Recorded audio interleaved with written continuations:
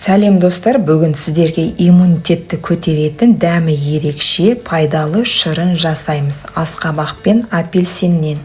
Ең алдымен асқабақты тазалап, кішкентай бөліктерге кесеміз.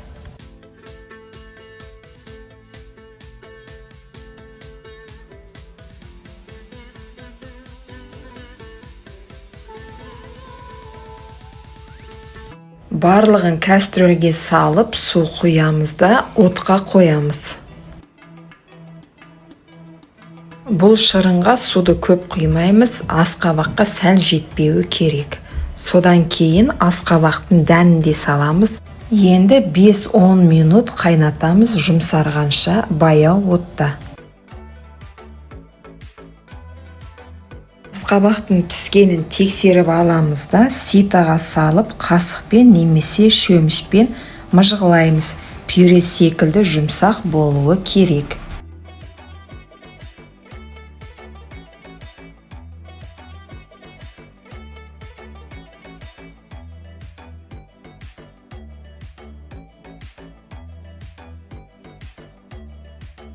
Енді дайын массаға қант, лимон қышқылын салып, баяу отта қойып, 3-4 минут қайнатамыз.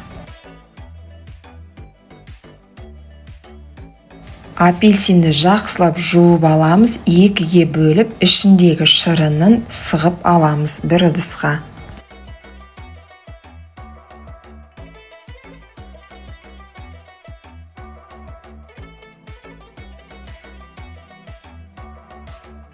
Енді массаны қараймыз. Егерде қою болса, үстінен қайнап тұрған су қосамыз. Дайын массаны оттан түсіреміз де, жаңағы апельсин шырынын үстінен құямыз, жақсылап араластырамыз. Міне табиғи витаминге толы, дәмді әрі пайдалы шырын дайын. Балаларға да, үлкендерге де ұнайтын жеңіл сусын.